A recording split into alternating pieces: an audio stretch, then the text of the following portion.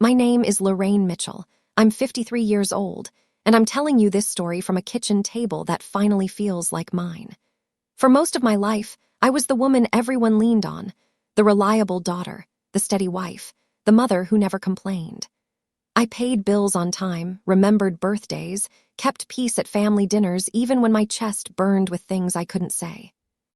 But that night at Marchetti's Italian restaurant, something cracked open inside me, and I realized that being dependable had made me invisible. What I'm about to tell you happened last October, and it changed everything. Not just for me, but for the people who'd been using my silence as permission. It started 3 weeks before the dinner, on a Tuesday afternoon when the light was already going gray and cold. I was sorting mail at the kitchen counter, bills, catalogs, more bills, when I found the envelope from Northwestern University.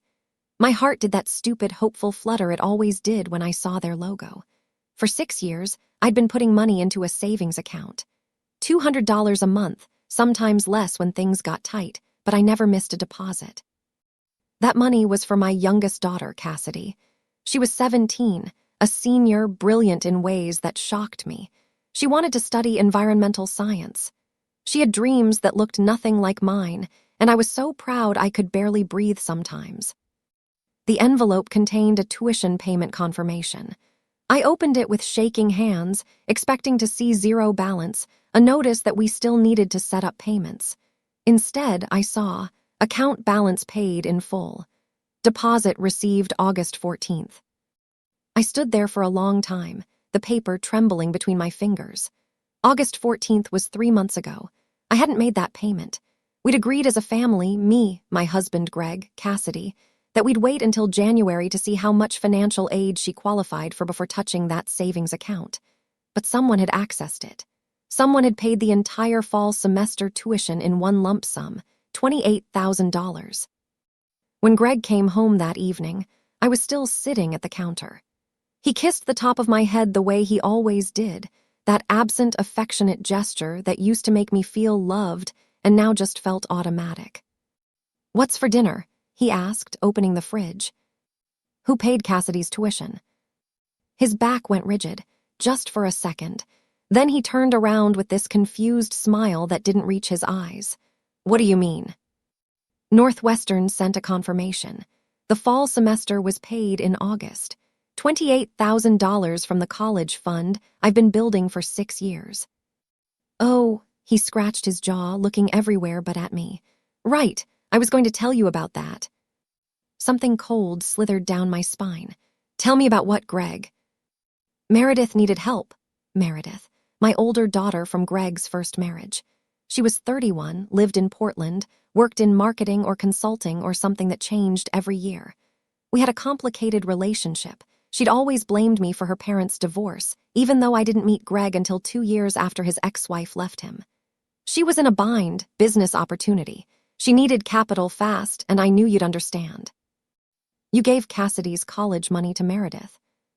"It's not like that. She's paying it back. She promised. It's an investment, Lorraine. She's opening a boutique wellness studio, very trendy, and—" "You stole from your own daughter to give money to another daughter who's never paid us back for anything." His face hardened. "Don't be dramatic. Meredith is family too. You've always had this favoritism thing with Cassidy, and honestly, it's not fair. Meredith needed support, and you weren't around to ask, so I made an executive decision." I felt something crack inside my chest. Not break, crack, like ice over deep water. "I've been putting money in that account since Cassidy was 11, every month. You didn't contribute a single dollar to it after the first year." "Because I was paying the mortgage, and the cars, and your mother's assisted living bills." That was true, he had been. Greg made more money than me. He was a regional manager for a pharmaceutical company. I worked part-time at a dentist's office doing billing. But that college fund was mine. It was the one thing I'd built entirely through my own sacrifice. Skipped haircuts, packed lunches instead of takeout, bought clothes at Goodwill. How am I supposed to pay for Cassidy's spring semester? "We'll figure it out. Meredith will pay us back by then. Trust me." But I didn't trust him. That was the moment I realized I hadn't trusted him in years. I'd just been so busy keeping everything together that I hadn't noticed. The next 2 weeks were strange. Greg acted like nothing had happened, like we'd resolved something instead of ripping open a wound. Cassidy came home from school excited about her classes, and I smiled and asked questions and felt like a liar every second. I called Meredith. She didn't answer. I left a voicemail asking about the repayment timeline. She texted back, "Dad said you were cool with it. Don't make this weird." Then, on a Friday afternoon, Greg came home early with flowers and that boyish grin he used when he wanted something. "Get dressed. Somewhere nice. I'm taking you to dinner tonight. Surprise." I should have been happy. We hadn't been out to dinner in months, but something in his smile felt wrong. Too eager, too bright. "What's the occasion?" "Can a man take his wife out? Come on, Lorraine, you've been stressed. Let me do something nice." I wore the blue dress he'd always liked, the one I saved for anniversaries. We drove to Marchetti's, this upscale Italian place downtown with white tablecloths and candles that cost more than our usual chain restaurants. Greg held my hand across the console, and I felt like I was watching us from outside my body. The hostess led us to a table near the back. The restaurant was busy, filled with the low hum of conversation and clinking glasses. Greg ordered wine. He was talking about work, some promotion possibility, and I was nodding, but I wasn't really listening. I was watching his eyes. They kept darting toward the entrance. "Are you expecting someone?" "What? No, just hungry." Our waiter arrived, a young guy, maybe 25, with nervous energy and kind eyes. He took our orders, and when he came back with bread, he placed the basket down with a folded napkin underneath. His hand was shaking slightly. "Enjoy your meal," he said, looking directly at me. I unfolded the napkin to grab a piece of bread. That's when I saw the blue ink, small neat handwriting on the white cloth. "Leave. This is not safe." My blood turned to ice water. I looked up at the waiter, but he was already gone. I looked at Greg, who was buttering bread like nothing had happened. "I need to use the restroom," I said. My voice sounded distant. "Hurry back. I have something I want to talk to you about." I walked toward the back of the restaurant, past the bathrooms, looking for the waiter. I found him near the kitchen, talking to another server. "Excuse me." He turned. Up close, I could see he was frightened. "What did you mean?" I whispered. "The note." He glanced around, then pulled me slightly aside. "I'm sorry, I shouldn't have, but I heard them talking earlier. Your husband and another man. They were sitting at the bar before you arrived. They didn't know I was restocking glasses right behind them." "Talking about what?" "About you, about getting you to sign something tonight. The other guy said something like, 'Once she signs the refinance papers, the house equity is freed up and we can proceed with the investment.' Your husband said, 'She'll sign, she always does what I ask.' Ma'am, I lost my mom to financial abuse. It started just like this. Men being charming, pressuring her to sign things at dinner so she felt put on the spot. I couldn't just. I had to warn you." The floor felt unstable beneath my feet. What did the other man look like? "Older, 50s, gray hair, expensive suit." That was Richard, Greg's business partner from some side venture I'd never fully understood.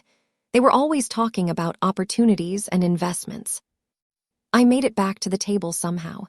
Greg smiled at me, and it looked like a mask. "There you are. Listen, I have something exciting to show you." He pulled out a folder from the bag beside his chair. "Richard and I have been working on this incredible opportunity, real estate investment trust, but we need to leverage the house equity to buy in. It's time sensitive. I just need you to sign these refinance papers tonight and—" "No." His smile flickered. "What?" "I'm not signing anything." "Lorraine, don't be difficult. This is our future, our retirement. Richard has a notary meeting us here in 10 minutes. So that's who he was waiting for. This whole dinner was a setup, a romantic trap to get me to sign away our home equity while I was off balance, maybe a little wine-soft, flattered by his attention. "How much equity are you trying to take out?" $150,000. But it's not taking out, it's investing. "And what happens when this investment fails like all your other side ventures?" His face went hard and cold. You don't know what you're talking about. I know you gave away Cassidy's college fund without asking me. I know you're trying to manipulate me into signing papers at a restaurant, so I feel pressured.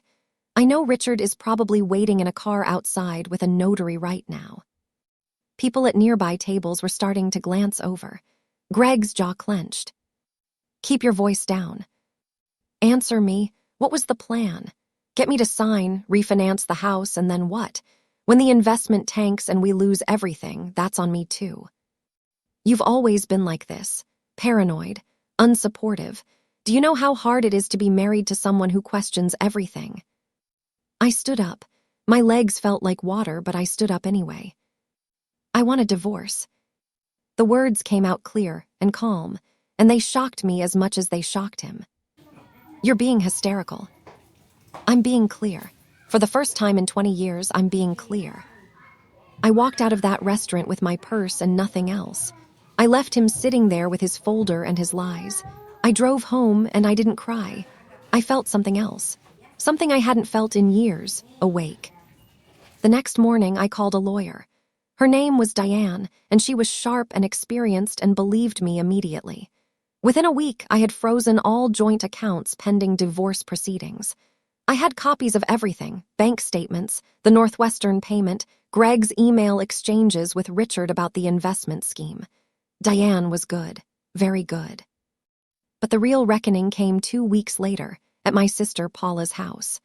Paula was my older sister by 4 years, and we'd always had that complicated dynamic where she was the pretty one, the charming one, and I was the responsible one. She'd called a family meeting, her words, to discuss Greg's version of events. I walked into her living room to find Greg, Meredith, and Paula sitting there like a tribunal.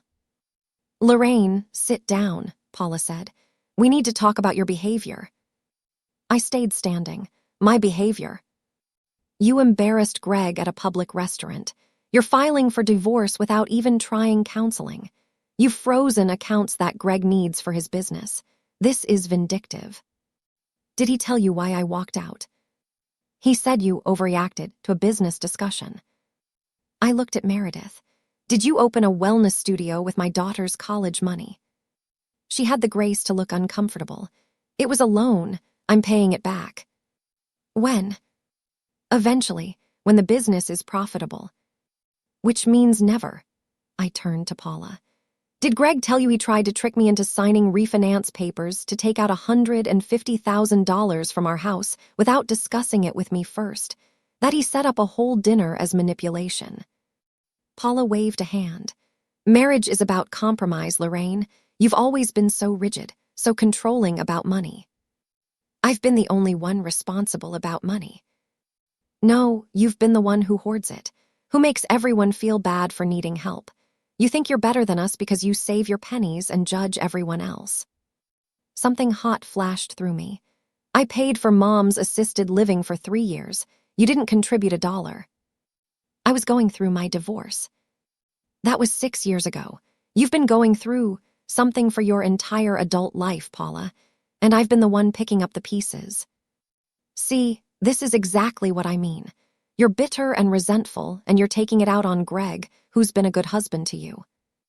I looked at the three of them, Greg with his self-righteous expression, Meredith examining her nails, Paula with her arms crossed like she was the reasonable one. And I realized something. They'd been having these conversations about me for years, behind my back, painting me as the problem, the difficult one, the one who needed to be managed. You're right, I said quietly. I am resentful. I'm resentful that I've spent my entire adult life being the responsible one, while you all got to be messy and impulsive and rely on me to fix everything. I'm resentful that my husband stole from our daughter and you're defending him. I'm resentful that you called this meeting to shame me instead of supporting me. Lorraine, Greg started. I'm not finished. Here's what's going to happen. I'm divorcing you, Greg. Diane has already filed. You're going to get nothing from the house sale except what the law requires, and I'm going to make sure Cassidy's college fund is legally protected. Meredith, you have 6 months to pay back that $28,000, or I'm taking you to court. And Paula, I looked at my sister, and for the first time in my life, I felt nothing. No guilt, no obligation. I'm done with the criticism, the judgment, the one-sided relationship where I give and you take. We're done. I walked out of that house, and I didn't look back. The divorce took 8 months. Greg fought hard, tried every manipulation tactic he knew, but Diane was better. We settled. I got the house, half his retirement, and a legal guarantee that he'd pay back Cassidy's fund. He's living in a rental now, still trying to make Richard's investment scheme work. It's failing, predictably. Meredith never paid me back, but she's facing a civil suit. She stopped answering my calls, but that's okay. I don't need her forgiveness or her presence. Paula tried to reconcile 6 months ago, sent a long email about family and forgiveness. I didn't respond. Some doors, once you close them, should stay closed. Cassidy graduated high school last spring. She's at Northwestern now, studying exactly what she dreamed of. She calls me twice a week. She tells me I saved her by being brave. I don't feel brave. I just feel awake. I still think about that waiter sometimes. I went back to Marchetti's 2 months after the divorce was finalized and left him a $300 tip with a note. Thank you for your courage. You saved my life. The manager told me he'd quit to go back to school. I hope he's thriving. I hope he knows what he did for me. I'm 54 now, living in a house that's finally just mine. I'm dating someone, a kind man who asks my opinion and means it. I'm rebuilding a savings account. I'm learning what it means to be something other than useful. Here's what I want you to know, if you're in that place I was. If you're the responsible one, the reliable one, the one everyone leans on, your dependability is not the same as your worth. Being needed is not the same as being loved. And sometimes the most dangerous trap is the one built by people who say they care about you. That night at Marchetti's, a stranger with shaking hands gave me permission to save myself. I'm telling you this story to give you the same permission. You don't have to wait for a note on a napkin. You don't have to wait until you're backed into a corner at a restaurant. You can walk out right now. You can choose yourself right now. The door is always there. It's just waiting for you to be brave enough to open it.